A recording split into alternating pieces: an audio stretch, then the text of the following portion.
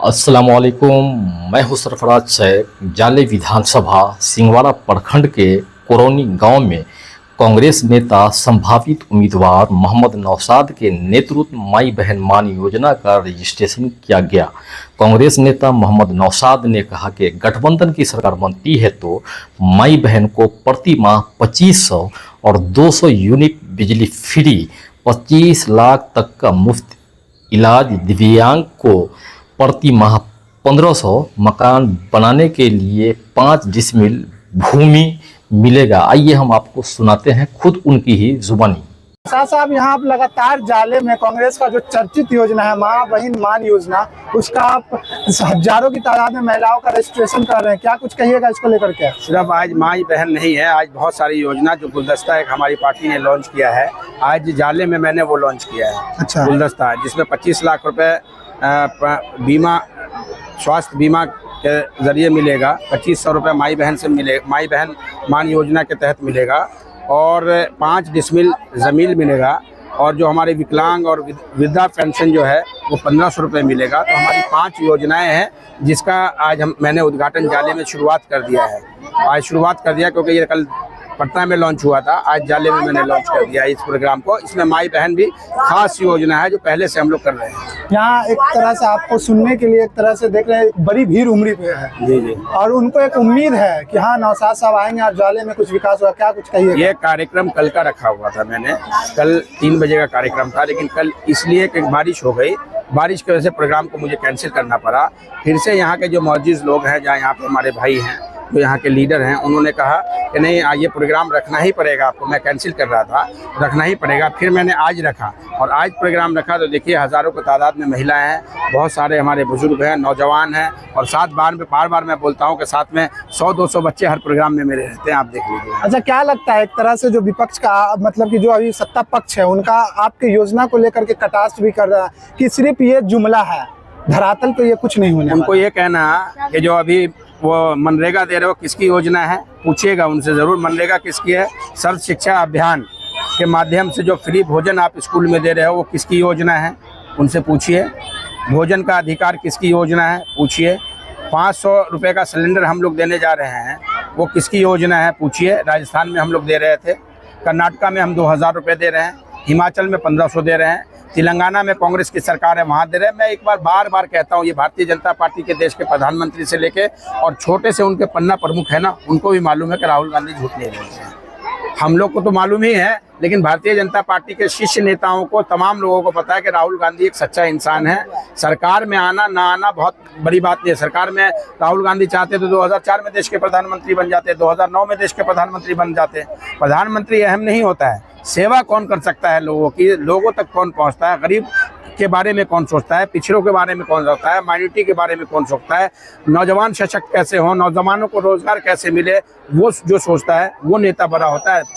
पद है वो तो आज तुम्हारे पास, कल हमारे पास, 55 साल कांग्रेस के पास भी वो पद रहा है। तो ये कटास वटास तो चलता रहता है, पार्लियामेंट में रोज ही कटास कर रहे हैं, वोट काटने का काम कर रहे हैं भारतीय जनता पार्टी। इतना दम है तो अगर इतनी बड़ी पार्टी है, कहते दुनिया की सबसे बड़ी पार्टी है, तो अकेले चुनाव बिहार में लड़के दिखाओ। आप क्यों नहीं लड़ते हो बिहार में चुनाव, ये बताओ? अकेले चुनाव लड़ना चाहिए ना। इतने सारे कह रहे हैं कि मेरे 14 करोड़ मेंबर बने हुए हैं, तो 14 करोड़ तो लोकसभा में वोटे डलता है, तो आप अकेले लड़ो ना बिहार में, क्यों नहीं लड़ते हो आप? ये इनका खोखलापन है। मीडिया में जो इलेक्ट्रॉनिक मीडिया है, वो बड़े बड़े चैनल हैं, उनको सबको हायर किया हुआ है इन्होंने, उनको अपने कंट्रोल में रखा हुआ है। वो भी डरते हैं, उनको निकलने नहीं दिया। जो बोलता है उस पर FIR कर दिया जाता है, जो बोलता है तो ED भेज दिया जाता है, जो बोलता है इनकम टैक्स भेज दिया जाता है, जो बोलता है उसके पीछे ये पड़ जाते हैं बुरी तरीके से। तो ये सत्ता नहीं चल रही है, ये हिटलर शाही चल रही है। आज छोड़िए ना, कोर्ट डर रहा है। आज सुप्रीम कोर्ट जस्टिस दत्ता है सुप्रीम कोर्ट में, उनका बयान कल का सुना है आपने? वाहियात बयान सुना है? यहाँ ऐसे पदों पे बैठ के लोग ऐसा बयान देते हैं, सुना है आपने? राहुल जी को कहते हैं कि आपको नॉलेज नहीं है, मालूमात नहीं, इस तरीके के। ये नहीं, राहुल गांधी जी विपक्ष के नेता हैं, उनका कर्तव्य है देश की आवाज उठाना, जनता की आवाज उठाना, नौजवानों की आवाज उठाना। 25 उनके खुद सांसद जो हैं, उनके खुद के सांसद हैं भारतीय जनता पार्टी के सुब्रमण्यम स्वामी, सुब्रमण्यम स्वामी हैं, उन्होंने खुद उन्होंने ट्वीट किया है कि 26 हमारे जो पेट्रोलिंग पोजीशन जो है उसको कब्जा कर लिया है। तो ये तो सुप्रीम कोर्ट में बैठे रहते हैं, ये तो सुप्रीम कोर्ट में बैठे, सुप्रीम कोर्ट से घर गए, उसको दीन दुनिया का मालूम नहीं जस्टिस का। अरे आपका विपक्ष का काम होता है आवाज उठाना, आप भारतीय जनता पार्टी की भाषा बोलते हो।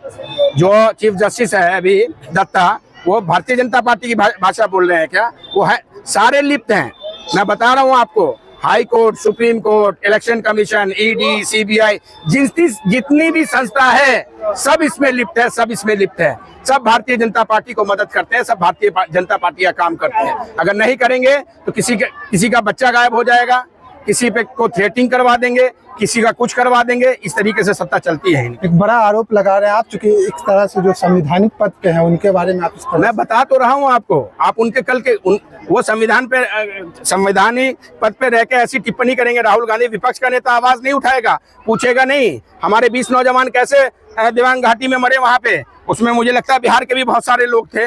आप पूछा उस वक्त में ये क्यों मरे? मोदी से सवाल किया उन्होंने? दत्ता साहब ने सवाल किया? नहीं किया होगा, क्योंकि डरते हैं वो। सुप्रीम कोर्ट वगैरह सब जनरलाइज है। आप जस्टिस टीएस ठाकुर का नहीं सुने थे? रो पड़े थे। 5-6 चीफ जस्टिस जो देश के थे सुप्रीम कोर्ट के, वो आके रो पड़े थे कि हम अनकंट्रोल हो रहे हैं, हमें काम करने नहीं आ रहा, हम पे प्रेशर है। तो इन पे भी प्रेशर है। अच्छा, जाले पर आते हैं, चूंकि आप लगातार जाले का दौरा कर रहे हैं और जन जन तक पहुंच रहे हैं, घर घर जाकर पहुंचे तो उन आम जन की समस्या को सुन रहे हैं, तो क्या कुछ लगता है कि जाले में अब भी समस्या है? चूंकि मंत्री जी कह रहे हैं लगातार कि जाले में विकास की गंगा बह रही है। जाले में 100% में सिर्फ 1% काम हुआ है, 99% अभी जाले विकास से वंचित है। यहाँ पे विकास, ये विकास है? अरे विकास तो वो होता है कि 4 मंजिल की बिल्डिंग खड़ी हो, चमचमाती बिल्डिंग हो, लहराते हुए उसमें रोशनी हो। ये देखिए ना, ये सारे फूस के घर हैं, क्या विकास हुआ है? ये रोड देखिए ना, ये पानी दिखाइए, क्यों नहीं दिखाते हैं आप लोग? तरफ 403 आप देखिए कितना गंदा पानी वहाँ पे रोड पे है, जो बदबू आ रहा है, उसमें से मच्छर आता है, बच्चे कैसे जीते हैं? विकास किस बात का विकास? मीडिया में विकास हुआ है, इलेक्ट्रॉनिक मीडिया में विकास हुआ है, प्रिंट मीडिया में विकास हुआ है। आप लोग सोशल मीडिया के माध्यम से हम लोग को दिखाते हैं, आप लोग को भी थ्रेटिंग होता होगा जरूर। ये भारतीय जनता पार्टी सरकार नहीं चला रही, हिटलर शाही चला रही है। अच्छा, लगातार एक तरफ इस तरीके से जाले विधानसभा में जल संकट आई है, यदि आपकी सरकार रहती तो क्या कुछ इस पे व्यवस्था करती? जल संकट आती तो हम 48 घंटे में 1000 टैंकर बनवा देते। 1000 टैंकर ट्रैक्टर के ऊपर होता, ट्रक के ऊपर होता, और जहाँ जहाँ पानी की व्यवस्था समरसीवर के अंदर से पानी लाला के एक गली के अंदर हम देने का काम करते, पीने का काम करते। बिस्लरी का बोतल, तुम्हारी तो सत्ता है, अरे बिस्लरी वाले को फोन करो, किसी को फोन करो, यहाँ पे तो हजारों बोतल तुम्हारी पानी आए, कम से कम पानी तो दो पीने को। मंत्री जी पानी तो दो, मैंने धरना भी दिया था आपको, मैंने कहा है पानी तक नहीं है हमारे पास, आप कह रहे हैं विकास हो गया। अरे अच्छा, एक तरह से आप लगातार जाले विधानसभा में घूम रहे हैं और लोगों का जन समर्थक मिल रहा है, तो क्या कुछ लगता है इस मर्तबा आप जो चुनावी वर्ष है तो चुनाव लड़ने की तैयारी में है? 100% मैं बोल ही रहा हूँ, चुनाव लड़ने की पूरी तैयारी है। चुनाव लड़ूंगा इंशाल्लाह ताला, अल्लाह ने चाहा तो, और आप लोग मेरा समर्थन करेंगे। देखिए इतने नौजवान हैं, इतने बुजुर्ग हैं, इतनी महिलाएं समर्थन करेगी। हमारे जैसा बेटा चाहिए उनको, जाले का बेटा चाहिए। कभी कोई कहीं 50-60 किलोमीटर 70 किलोमीटर से दूर से आ जाता है, कभी कोई कहीं से आ जाता है, कोई अपने बाप दादा के नाम पे टिकट मांगता है, कोई किसी के नाम। इस बार जाले का बेटा चाहिए तमाम हिंदू मुस्लिम से। यहाँ हिंदू मुस्लिम इस बार नहीं चलेगा, इस बार जाले का बेटा चाहिए। सब कहते हैं कि मुझे जाले का लाल चाहिए, और मैं जाले का लाल हूँ। देवरा बंधौली मेरा घर है, मकामी हूँ मैं यहाँ का, और यहाँ पे इस बार चुनाव लड़ूंगा इंशाअल्लाह ताला। भारतीय जनता पार्टी को पटकी भी बहुत तगड़ी दूँ। अच्छा, आखिरी में जाले विधानसभा वासियों से क्या अपील रहेगी हमारे चैनल के माध्यम से? आपके चैनल के माध्यम से, क्योंकि मैं सब तक 3,23,000 वोटर है यहाँ पे हमारे, सब तक तो पहुँचना बड़ा मुश्किल है। अभी 30,000 काट दिया, 3 लाख या 2,90,95,000 होगा, जोड़ने का काम करेंगे हम लोग। यही अपील है कि हो सकता है मैं आपसे मिलने ना आ सकूं, हो सकता है किसी वजह से परेशानी हो, इस मीडिया के माध्यम से तमाम लोग मेरे से जुड़िए। कोई भी परेशानी है, कोई भी समस्या है, मैं टोल फ्री नंबर दूंगा आप लोग को, उस पर अपनी परेशानी मुझे बताइए। जो मैंने बार बार अभी स्पीच में भी कहा है कि आसमान से तारे तो नहीं तोड़ के ला सकता, लेकिन जो मैं कर सकता हूँ वो इंशाल्लाह मैं ज़रूर करूँगा।